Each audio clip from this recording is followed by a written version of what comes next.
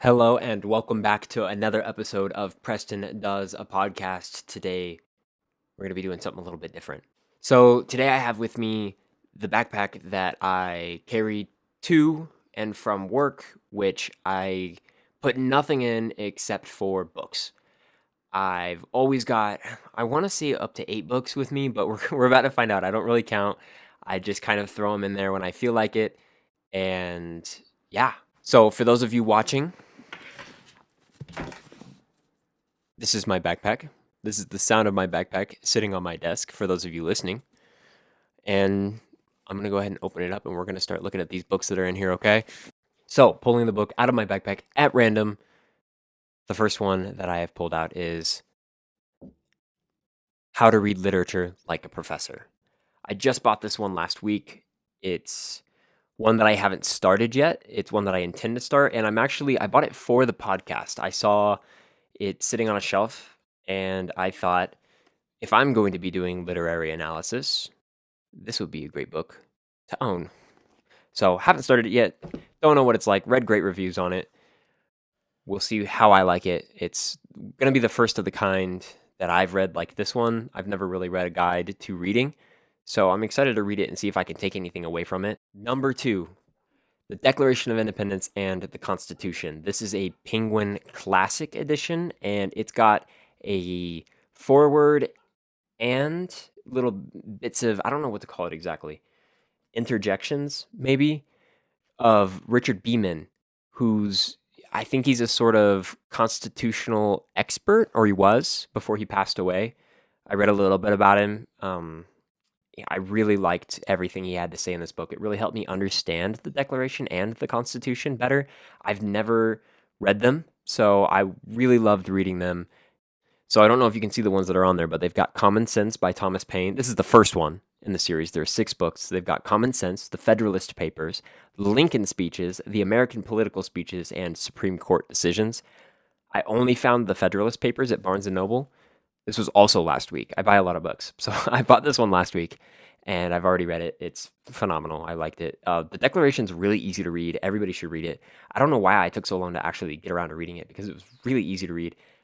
Hopefully a podcast about this soon, but I would love to order the rest of the books on this list. I just only found the Federalist Papers at Barnes & Noble. However, there are 4 more, which, if they're all interjected by Richard Beeman, I want to read them all because he did a phenomenal job helping me understand this book through his additional comments. The Alchemist. This is hands down one of my favorite books of all time. It's not particularly stunning or dramatic, but I love the story and I love the character, and I don't even remember what his name is, honestly. The main character of the book. I need to reread it. That's why it's actually in my backpack. I plan to do a podcast episode for this book. I just need to get around to it, rereading the book and making those notes about it. It's just, I want to take some time to do this one because it is one of my favorites. So I've got it with me in case I decide I want to start it, but I don't know necessarily that I will anytime soon. So that's why this one's in there. I mean, obviously my copy's well worn. I love this book. I've bought so many copies of it and I hand them out to people just because I think it's a great story, especially if you have like any faith or anything. If you're into like, I don't even think you have to be Christian necessarily, but maybe just an Abrahamic religion. I feel like even spirituality, honestly, I think this book could really speak to you. There's a lot to gain from it, I think, and it's taught me a lot about being patient with life in general. So, also a little thing I like about this book, every edition that I've ever had, the pages are not even, so it kind of looks like, I don't know. I don't know exactly what it looks like. Maybe just a bunch of, like a notebook, maybe. I don't know. The pages are just uneven and rough, and that's not from me being terrible to the book. That's just the way that they come, which, if you've bought a recent copy of the book, they probably mostly come like that, but something I love about it nonetheless. And anytime I find a book like that, I love those. Anthem by Ayn Rand. This is my graffitied copy that I got from a friend a long time ago. It looks like I would assume a high schooler was forced to read this because I haven't decided if the stripes are normal all the way across Anthem here, but I definitely know that somebody colored in this part with pen. Why they did it, I don't know. There's also, I don't know if I can catch it on camera, but there's like pot leaves drawn on it. But they're not drawn, they're just etched, I suppose, which I thought was really funny to find right here in this little bit of light almost that's coming from the bottom there. It's yeah, it's definitely a pot leaf. um, but yeah, this book, I'm working on a podcast episode for this book, this short story. It's actually a novella, I suppose. But this is the 50th anniversary edition, which if you're a fan of Anthem, I recommend because it has a foreword. I can't remember his name. Oh, here it is. Leonard Peikoff. So Leonard Peikoff inherited Ayn Rand's state after she passed away, and he does a phenomenal introduction to the 50th anniversary edition of this book. I loved it. I loved hearing his thoughts about it, and I really love my forewords. I'll probably talk about a couple more as we go on, as you heard me so excited about Richard Beeman's forward to the Declaration. Um, I really appreciate people who have a greater understanding than I do of books such as this one or novellas such as this one, and I find those invaluable to my understanding of the story or understanding of the contents of that particular book. Yeah, so very good book. I've already read it and I'm already on the notes section, so I'm combing through this one quite regularly to find notes for the podcast, and I'm really excited to talk about it. It's not one of my favorites ever. It's definitely going to be the first podcast episode where I am not so excited about a book, but yeah. And for those of you that are on Spotify and just listening to the audio, I apologize. I am showing all of the book covers on camera, which you're not missing out on too much, but I just want to let you know that was happening.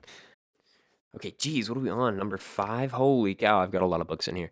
Um, Rights of Man by Thomas Paine. I just recently, as you can tell, I read the Declaration, and that got me very interested in American politics, especially revolutionary politics. So I know that Thomas Paine was a huge figure in terms of his writing of the pamphlet Common Sense, and he wrote The Rights of Man in response to the French Revolution. Yeah, Edmund Burke wrote, which I don't know who he is essentially, like I don't know who his person is necessarily. I just know that he did write.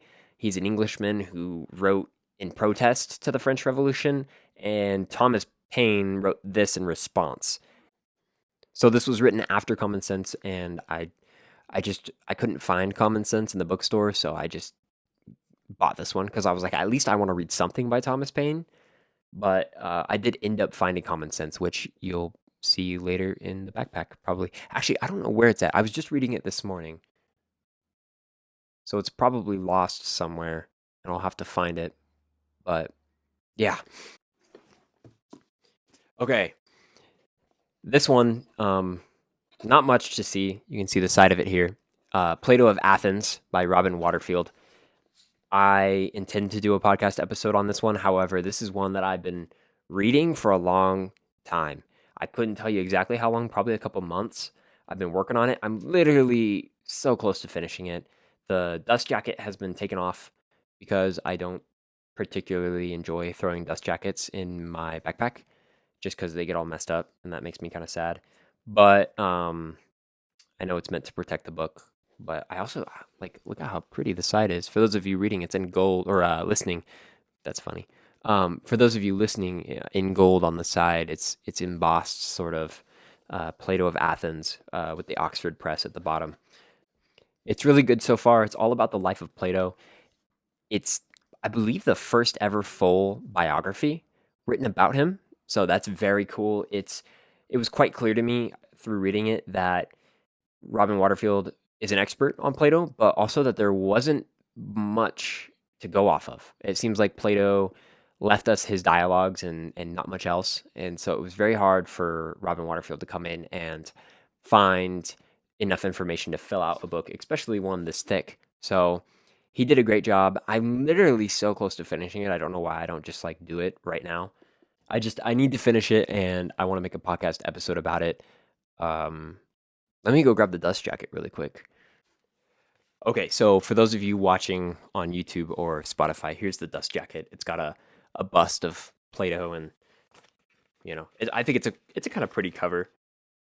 It's I don't know. I really just like the way they look without their dust jackets on.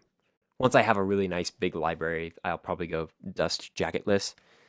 Um, I don't know. My opinion might change though as I get older. Maybe they're really cool and I don't understand them. I don't know. Here it is. I actually had to go find it. Common Sense by Thomas Paine. I was reading it this morning at a coffee shop, and when I come home, I throw things everywhere haphazardly. I want to say a quarter of the way through it. I read the introduction. It was introduced by somebody. I don't remember his name. And then Thomas Paine wrote his own introduction, and it's pretty dang good so far. He had a lot to say about monarchy, and he definitely had a lot to do with the American Revolution, and that's why I wanted to read it. I wanted to see where the founding fathers kind of got their courage to revolt against the King of England. I'm sure that wasn't an easy decision to make, and I'm sure it had to be a very educated decision. So I I thought I would read the pamphlet that inspired them, and I think it's been very good so far. Thomas Paine's a phenomenal writer, and we need more people writing like him today. Okay, God is Not Great, Christopher Hitchens. This is this is a book by Christopher Hitchens. I'm not actually reading it. Funnily enough, I'm listening to it on audiobook, but I have the book should I decide to open it. I like to do that. I like to have the audiobook and the physical book just because I'm a very physical person.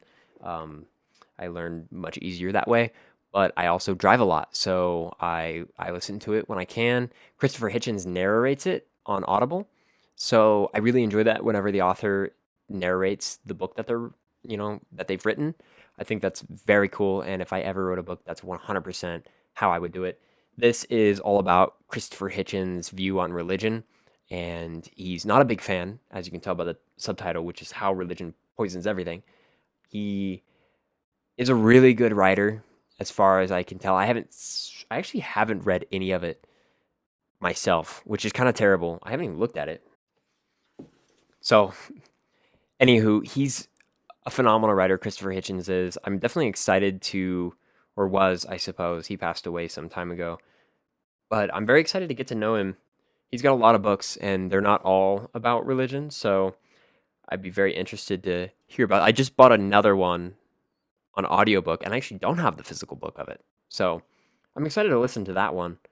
But so far, this one's been great on audiobook. I'm definitely going to have to read it as well because Christopher Hitchens mumbles a little when he was talking on his recording of his audiobook. So I struggled a little to understand it at times, especially because I'm driving and I want to focus on that. So he says a lot of big words and he's got a lot of big ideas. And he almost sounds kind of pretentious, but I know that that's just because he's a little bit English or something. I don't know where he's from, but I know he says he talks in the book about how he's from the States, but he's definitely from somewhere else and lives in the States or lived in the States at the time of his writing. He's very clearly very worldly. He's traveled a lot. The last two that I'll go over, and the last two books that are in my backpack are this book, which is a book journal, which I haven't been keeping up on because I've been working on this podcast so much. But essentially, anytime I finish a book, I go in and I write about it. And that's kind of where I got the idea to do this podcast was I was going in and I was writing my ideas and my thoughts about the books that I was reading, essentially to keep track because you get to the point where it's like, shoot, did I read that book? I don't really remember. And so it was a way for me to remember exactly what I've been reading, which is why I should probably, and I also have the dates in here. That's a big thing for me is writing the dates at the top. So I know what date I finished said book. And yeah, I've found it to be a very cool tool. I carry it with me everywhere just in case I finish a book spontaneously. the last one, which isn't in my backpack right now, but it most certainly will be um, here I leave for work tomorrow, so um, it will 100% join my backpack of things, unless I forget it, in which case my wonderful girlfriend will bring it to me because I forget it quite often. But this is my notebook. This is actually my new notebook, which I haven't written in yet because I finished my other notebook yesterday. So I always carry my notebook with me. It does not leave my side unless I forget it because I am very forgetful and aloof. So this is my original, which was a gift from my great aunt, and it's leather bound. For those of you listening, it's leather bound and it has a tree of life on the front, or I'd rather a regular tree. Maybe I don't know if maybe it's the tree of life. I'm not sure. I haven't asked it yet. But I did. I just finished it. It's dated from November of 2021 to July of 2024. So I just finished it yesterday, and this gray kind of corduroy jean material. I don't know what it is. Whatever this one is, this is going to be my new notebook, and hopefully I'll fill it out real quick. There's obviously not any content for the podcast on here. I do write notes about the podcast and various other writings that I do, and hopefully one day I'll share them with you guys. But um, it wouldn't really be a backpack reveal go through if I didn't show my notebooks. Okay, so about 10 books in all is what I'm carrying right now. It varies from time to time. I might do an episode like this quite regularly. I'm not quite sure. I just thought it would be a lot of fun to kind of go over what I've got in my backpack because I work over multiple days and you never know. I mean, I'm paralyzed by the thought of being away from my library, man. Like, what? I can't just grab, I get excited and I want to go on and I want to read something else under the topic that I've been reading. If I finish Plato of Athens and I want to go grab Plato's Symposium or something like that, I want to be able to go and grab that from my bookshelf. So I try to anticipate those things. I try to anticipate when I will be needing another book, and then I also obviously I carry books with me so I can write the podcast because I really want to continue to deliver high quality episodes, and I need to have that book with me so I can review it and go over it while I'm at work because I don't do very much during the day.